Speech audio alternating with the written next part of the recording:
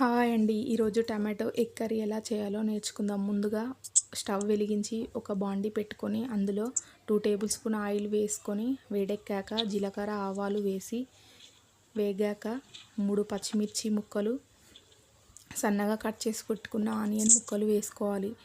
కలిపి అవి కూడా బాగా వేగాక 1/2 టీ స్పూన్ అల్లం వెల్లుల్లి పేస్ట్, 1/2 టీ స్పూన్ పసుపు వేసి బాగా వేగాక ముందుగా కట్ చేసి పెట్టుకున్న టమాటో ముక్కలు వేసుకోవాలి. ఒకసారి బాగా కలిపి మూత పెట్టి మగ్గించుకోవాలి.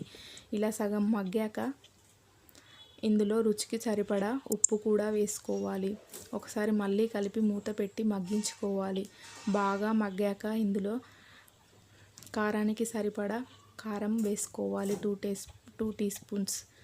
ఇప్పుడు మళ్ళీ ఒకసారి బాగా కలుపుకొని మూత పెట్టి బాగా టమాటో ముక్కలు ఉడికేదాకా ఉంచుకోవాలి.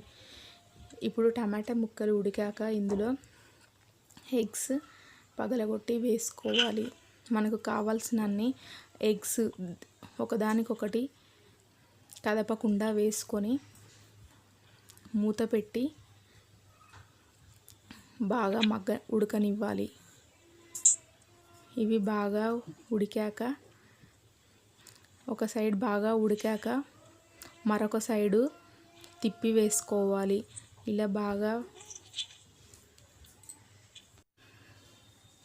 ఇలా రెండు వైపులా ఎగ్స్ బాగా మగ్గాక మనం ఇందులో 1/2 టీ స్పూన్ ధనియాల పొడి, అలాగే 1/2 టీ స్పూన్ గరం మసాలా వేసుకొని చిన్నగా కట్ చేసి పెట్టుకున్న కొత్తిమీర ఆకు కూడా వేసుకొని ఒకసారి బాగా కలుపుకోవాలి.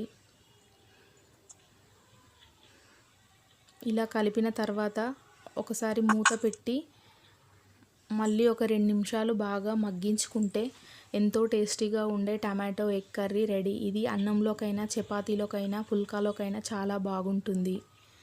మీరు కూడా ఇలాగే ట్రై చేసి ఈ కర్రీ ఎలా వచ్చిందో నాకు కామెంట్ చేయండి. నేను కొత్తగా ఛానల్ స్టార్ట్ చేశాను. నాకు కొంచెం సపోర్ట్ చేయండి. ఈ కర్రీ మీకు నచ్చినట్టయితే please subscribe to my channel.